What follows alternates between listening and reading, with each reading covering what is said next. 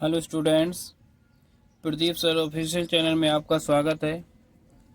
जैसा कि कल आपका यूपी बोर्ड 2026 मैथ का पेपर है, कक्षा 10 महत्वपूर्ण क्वेश्चन है, बहुत इंपॉर्टेंट है। जिसने कुछ नहीं किया यहाँ से कर लेना, तो कम से कम आपके 70 में से 60 से 65 नंबर यहीं से आ जाएंगे। ठीक है, चलते हैं। पहला सवाल लिखा, यदि एल एम समांतर सी बी और एल एन समांतर सी डी हो, तो आपको सिद्ध करना है कि A M upon A B बराबर A N upon A D है। ठीक, ये आपको चित्र दिया है। क्या कह रहे हैं, देखो ध्यान से। एल एम, तो एल एम समांतर सी बी के है, और एल एन तो एल एन समांतर सी डी के। लिखिए, आपको लिखा है कि एल एम समांतर किसके है, सी बी के। तो हमने एक प्रमेय पढ़ के आए हैं पीछे। क्या प्रमेय पढ़ी है कि कोई भी त्रिभुज दिया है, अगर तीसरी भुजा इसके समांतर है तो इनकी भुजाओं का अनुपात कैसा होता है, बराबर होता है। ठीक है, तो यहाँ से क्या हो जाएगा, एल एम मतलब ये एल एम समांतर सी बी के, तो त्रिभुज ए बी सी में, तो यहाँ से क्या हो जाएगा, ए बी सॉरी ए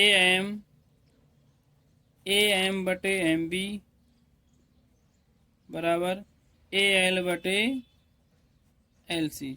समीकरण नंबर क्या बन जाएगा, एक। क्या किया, ये वाली भुजा इसके समांतर है तो इनकी भुजाओं का अनुपात कैसा होगा, बराबर होगा। फिर आपको दिया है एल एन समांतर किसके दिया है, सी डी के। तो देखो कहाँ है, एल एन समांतर किसके है, सी डी के। ये वाली जब इसकी भुजा समांतर है तो इस त्रिभुज में क्या हो जाएगा, त्रिभुज ए डी सी में ये भुजा इसके समांतर, इनकी भुजाओं का अनुपात कैसा हो जाएगा, बराबर। तो यहाँ से हमें क्या मिल जाएगा, ए एन समांतर किसके हो जाएगा, एन डी के बराबर। यहाँ से क्या मिलेगा, ए एल बटे एल सी। समीकरण नंबर क्या बन गया, 2। समीकरण 1 व 2 से क्या लिखेंगे, फ्रॉम फर्स्ट एंड सेकेंड। देखो राइट हैंड साइड बराबर, तो लेफ्ट हैंड साइड कैसे हो जाएंगे, बराबर। तो यहाँ से क्या हो जाएगा, ए एम बटे एम बी बराबर ए एन बटे एन डी। भाई राइट हैंड बराबर तो लेफ्ट हैंड कैसे हो जाएंगे, बराबर हो जाएंगे।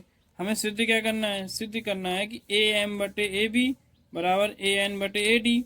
बटे में क्या चाहिए, ए बी और ए डी। यहाँ पर क्या लिखा है, यहाँ पर लिखा है ए एम बटे एम बी। तो हमें क्या करना है, इसको पलट देंगे, क्योंकि हमें क्या करना है, इसको सिद्ध करना है। सिद्ध क्या करना है, इसको पलट देंगे। तो इसको हम क्या लिख सकते हैं, एम बी बटे ए एम बराबर, इसको पलट देंगे तो एन डी बटे ए एन। दोनों पक्षों में क्या करेंगे, एक जोड़ देंगे। इधर भी एक जोड़ दिया, इधर भी एक जोड़ दिया, इसके बटे एक करेंगे, एलसीएम लेंगे इनका। एलसीएम कितना आएगा, ए एम, तो ए एम से एम कट जाएगा, तो यहाँ से कितना आएगा, एम बी प्लस एक का भाग करेंगे एम, तो ए एम से करेंगे तो ए एम आ जाएगा बराबर। इसका एलसीएम लेंगे तो कितना आएगा, ए एन, तो यहाँ से कितना आएगा आपका, एन डी प्लस एक से कराएंगे तो कितना आ जाएगा, ए एन। इसको देखते हैं सवाल में, चित्र में देखो M B plus A M. तो ये देखो लिखा है एम बी और प्लस क्या लिखा है, ए एम। अगर इसको जोड़ेंगे तो क्या हो जाएगा, ए बी। इसकी जगह हम क्या लिख सकते हैं, ए बी बटे क्या है आपका, ए एम बराबर। यहाँ क्या है, N D plus A N. तो देखो N D plus A N पूरा जोड़ेंगे तो क्या हो जाएगा, ए डी बटे क्या है आपका, ए एन। हमने इसका पश्चांतर किया था तो इसका भी पलट के लिख लो, तो क्या हो जाएगा, ए एम बटे ए बी बराबर। यहाँ से क्या हो जाएगा, ए एन बटे ए डी। सिद्ध क्या करना है आपको, यही हमें सिद्ध करना था। कैसा हो गया आपका सवाल, प्रूफ बैक, बहुत इंपॉर्टेंट सवाल है। चलते हैं अगले सवाल की ओर, चलते हैं अगले सवाल की ओर। अगला सवाल लिखा है कि चित्र में यदि ए डी ई समांतर ए सी और डी एफ समांतर ए ई के, तो सिद्ध कीजिए कि बी एफ बटे एफ ई बराबर बी ई बटे ई सी। देखो चित्र में ए बी सी ये चित्र दिया है, इसमें कह रहे हैं कि डी ई, तो देखो डी का डी ई ये वाली भुजा किसके समांतर है, ए सी के। ठीक है, फिर डी एफ, तो देखो ये डी एफ लिखा है, डी एफ किसके समांतर है, ए ई के। ये वाली भुजा इसके समांतर है, ये वाली भुजा इसके समांतर है, तो सिद्ध करना ही बराबर होता है। चलिए देखते हैं। आपको क्या दिया है, आपको दिया है डी ई समांतर, किसके डी ई समांतर, ए सी के। तो देखो ये लिखा है डी ई समांतर किसके, इसके। किस त्रिभुज में चलेंगे हम, त्रिभुज ए बी सी में। किस में देखेंगे, त्रिभुज ए बी सी में। तो इसमें डी ई समांतर देखो, तो डी तो ये भुजा क्या हो, ये वाली भुजा इसके समांतर, तो इनकी भुजाओं का अनुपात कैसा हो जाएगा, बराबर हो जाएगा। तो यहाँ से क्या मिलेगा, बी डी बटे डी ए बराबर, ये वाली भुजा है तो बी ई बटे ई सी, तो बी ई बटे ई सी। समीकरण नंबर क्या हो गया, एक।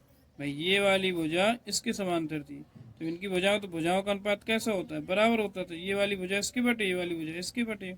अब आगे देखो, फिर लिखा है डी एफ समांतर ए ई के। किस त्रिभुज में, तो डी एफ देखो ये लिखा है, और ए ई कहाँ लिखा है, ये लिखा है। तो ए बी ई में, किस त्रिभुज में देखेंगे हम, ए बी ई में देखेंगे। यहाँ से क्या हो जाएगा, बी डी बटे डी ए बराबर किसके होगा, ये लिखा बी एफ, नहीं डी एफ समांतर ए ई के, तो ये वाली बी एफ बटे एफ ई की। समीकरण नंबर 2। यहाँ से क्या करेंगे, फ्रॉम फर्स्ट एंड सेकंड, समीकरण हुआ 1 और 2 से। यहाँ से हमें क्या मिल जाएगा, जब 1 2 से देखेंगे तो देखो लेफ्ट हैंड साइड बराबर है, तो राइट हैंड साइड कैसे हो जाएंगे, बराबर। तो यहाँ से मिलेगा बी ई बटे ई सी बराबर बी एफ बटे एफ ई। सिद्ध क्या करना है, देखो हमें सिद्ध यही करना था, लेकिन इसमें क्या है, इधर लिखा है इसको, तो इसको पलट के लिख सकते हैं। तो पहले इसको लिख दो, बी एफ समांतर एफ ई बराबर बी ई समांतर बी ई बटे किसके हो जाएगा, ई सी के। मतलब बी एफ बटे एफ ई बराबर बी ई बटे ई सी। इसको पढ़ के लिखिए, यही हमें क्या करना था, सिद्ध करना था। बहुत ही इंपॉर्टेंट सवाल है। चलते हैं अगले सवाल की ओर। यहाँ देखो लिखा है पी एस बटे एस क्यू, तो पी एस बटे एस क्यू, ठीक है। मतलब ये वाली भुजा इसकी बटी हो गया, पी टी बटे टी आर, तो ये वाली भुजा इसकी बटी हो गया, ठीक।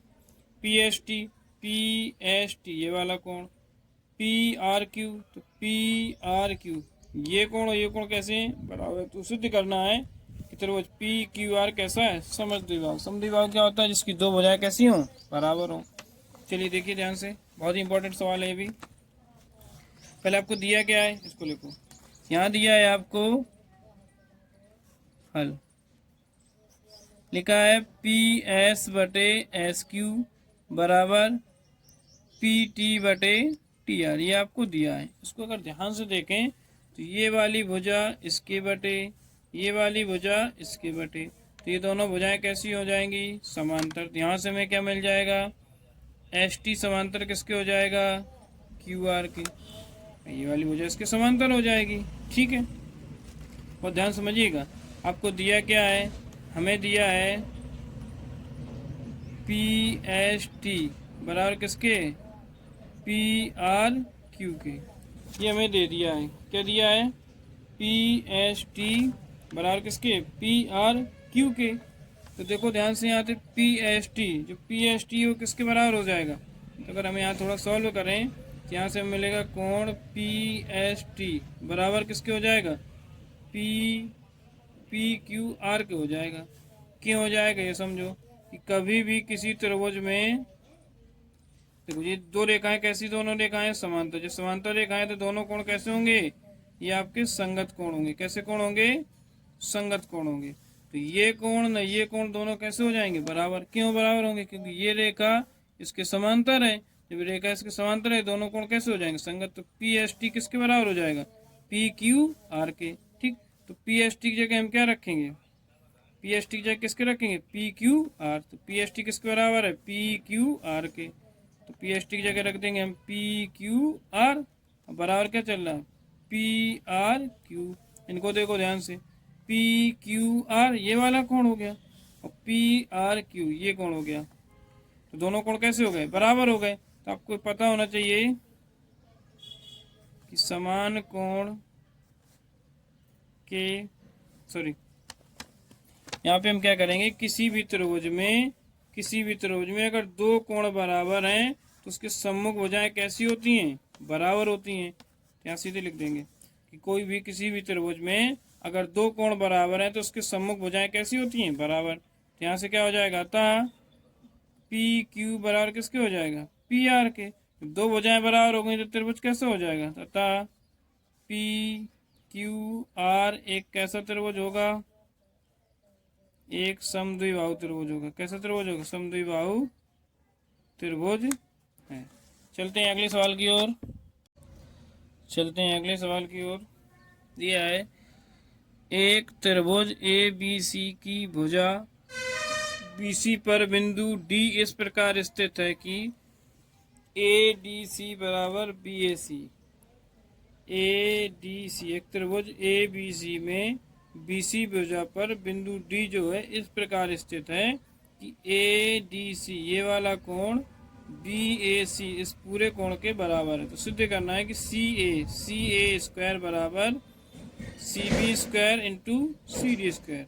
ठीक है, चलते हैं। देखो ध्यान से, तो इसमें दोनों त्रिभुजों में चलेंगे। अगर इस त्रिभुजों को हम अलग अलग बनाएं या ऐसे ही लिख लो कि त्रिभुज किस किस त्रिभुज में चलना है?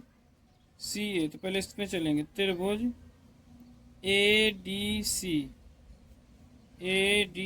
इस त्रिभुज में ले लें तथा पूरे त्रिभुज में BAC या ABC में चल रही। इन दोनों त्रिभुजों का अगर हम सर्वांग सिद्ध करें, मतलब बड़ा त्रिभुज हो गया, ये आधा त्रिभुज हो गया। क्यों? क्योंकि इसमें देखो, इसमें CA आ रही भुजा और इसी में CA आ रही, तो छोटे त्रिभुज से आ जाएगी CA और बड़े त्रिभुज से आ जाएगी। इसको सिद्ध करना है हमें। देखो तो त्रिभुज ADC ABC अगर छोटे त्रिभुज की भुजा लें तो छोटे भुजा देखो, ये वाला त्रिभुज ADC में कौन सा कोण दिया है? ADC बराबर छोटे त्रिभुज की कोण हो गया। बड़े त्रिभुज की कौन सा हो? BAC, कोण BAC। ये हमें क्या है? दिया गया है, ये हमें दे दिया है। एक चीज बराबर हो गई। दूसरी चीज क्या होगी? अगर हम ये त्रिभुज बना रहे हैं तो कोण C आ रहा है, बड़ा त्रिभुज बना रहे हैं तो भी कोण C आ रहा है, तो कोण C आपका कैसा हो जाएगा? उभयनिष्ठ। कैसा हो जाएगा? उभयनिष्ठ। जब उभयनिष्ठ हो गया तो इसमें कितने कोण हो गए? तो लग जाएगा कोण समरूपता नियम से। तो दोनों त्रिभुज कैसे हो जाएंगे? तो त्रिभुज ADC समरूप हो जाएंगे त्रिभुज ABC के। जब दोनों त्रिभुज समरूप हो गए तो इनकी भुजाओं का अनुपात कैसा होता है? बराबर होता है। तो यहाँ से क्या करेंगे हम? यहाँ से देखेंगे CA बटे CD। क्या CA कौन से लेंगे? देखो, बड़े त्रिभुज की भुजा, बड़ा त्रिभुज है BAC, बड़े त्रिभुज की भुजा कौन सी ले ली? CA। छोटे त्रिभुज की भुजा कौन सी ले ली? CD। तो बड़े त्रिभुज की भुजा बटे छोटे त्रिभुज की भुजा बराबर। यहाँ से क्या आएंगे? बड़े त्रिभुज की भुजा कौन सी ले रहे हैं? CB। कौन सी ले रहे हैं? CB। और छोटे त्रिभुज की भुजा कौन सी ले रहे हैं? CA। उसको कैंची गुणा कर लो, तो CA का गुणा CA में कराएंगे तो CA स्क्वायर। ये क्या हो जाएगा? CB गुणा CD। शायद देखो, हमें सिद्ध क्या करना था? यही आपको हमें सिद्ध करना था। बहुत ही इंपॉर्टेंट है, कम से कम 4 से 5 बार आ चुका है। ठीक है, चलते हैं अगले सवाल की ओर। सवाल नंबर नेक्स्ट, बहुत ही इंपॉर्टेंट सवाल है, अच्छे समझिएगा। लिखा है, उस बिंदु के निर्देशांक ज्ञात कीजिए जो बिंदु -1,7 तथा 4,-3 को मिलाने वाले रेखाखंड को 2:3 में के अनुपात में विभाजित करता है। ठीक है, चलते हैं देखते हैं क्या कह रहे हैं। मान लीजिए हमने दो बिंदु दिए हैं, ये बिंदु A हो गया, ये बिंदु B हो गया। इस बिंदु को मान लिया P। कह रहे हैं इसके निर्देशांक ज्ञात कीजिए जिसका अनुपात कितना दिया है? 2:3 दे दिया है। इसके A के निर्देशांक कितना है? -1,7 और B के कितने हैं? 4,-3। इसमें बिंदु क्या हो गया? ये x1 हो गया, ये y1 हो गया, ये आपका x2 हो गया, ये आपका y2 हो गया। जो अनुपात होता है वो अब आपका होता है M1 अनुपात M2। तो ये आपका M1 हो गया, ये आपका M2 हो गया। तो यहाँ से देखेंगे हम P के निर्देशांक बराबर क्या होगा? फॉर्मूला होता है M1 x2 plus M2 x1 बटे M1 plus M2, M1 Y2 plus M2 Y1 बटे M1 प्लस M2। ये आपका क्या होता है, फॉर्मूला होता है। सबके मान रखेंगे। M1 कितना है 2, X2 आपको कितना दे दिया है 4, प्लस M2 आपको कितना है 3, X1 कितना है -1 बटे M1 2, M2 कितना दिया है 3, M1 आपको 2, Y2 कितना है -3 प्लस M2 3, Y1 कितना दिया है 7 बटे M1 2, M2 कितना दिया है 3। सॉल्व करते हैं। 4 दूनी 8 -3 एकम 3 बटे 3 2 5, 3 दूनी 6 प्लस 7 या 21 बटे 3 2 5। यहाँ से आपका कितना आ जाएगा, 5 में से 3 जाएगा, सॉरी 8 में से 3 जाएगा, 5 बटे 5। ये हो जाएंगे आपके, घटाएंगे तो कितना आएगा 15। 21 में से 6 चले जाएंगे, कितना आएगा 15 बटे 5। ये कटेगा कितनी बार, 1, इसको काटेंगे तो कितना आएगा 3। तो आपका आंसर कितना आएगा, आपका आंसर आ जाएगा 1,3।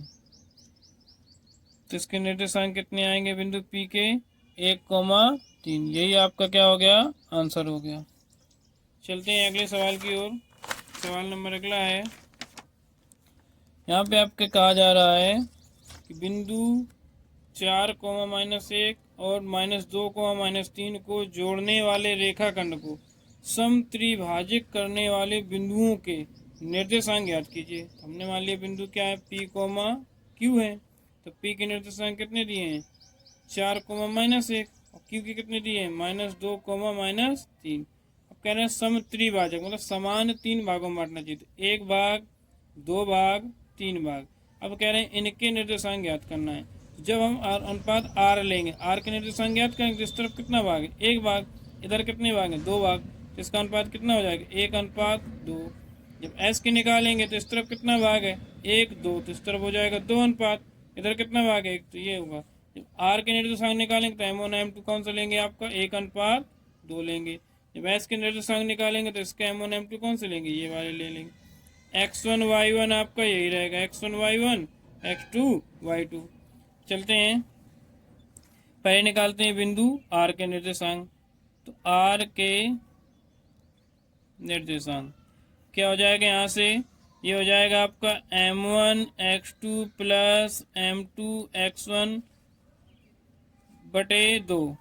फिर आपका हो जाएगा M1 Y2 plus M2 Y1 बटे M1 प्लस M2। यहाँ पर भी हो जाएगा M1 प्लस M2।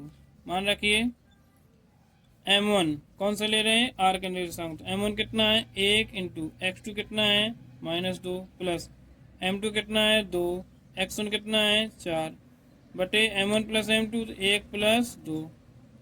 यहाँ से कितना आएगा M1 कितना है 1, Y2 कितना दिया है -3 प्लस M2 कितना है 2, Y1 कितना दिया है -1 बटे आपका क्या है M1 है 1, X2 M2 कितना दिया है 2। सॉल्व करेंगे इसको, यहाँ से आएगा -2 प्लस 4 दूनी 8 बटे 2 1 3। इसको करेंगे तो -3 प्लस -2 1 का -2 बटे 2 1 3। सॉल्व करो तो कितना आएगा ये आपका 6 बटे 3। यहाँ से आएगा -5 बटे 3। आंसर कितना आ जाएगा 3 दूनी 6। इसका करेंगे तो -5 बटे 3। ये आपके किसके निर्देशांक निकल आए, आपके R के। इसी प्रकार आप किसके निकालेंगे, हम निकालेंगे S के निर्देशांक। किसके निकालेंगे, S के निर्देशांक।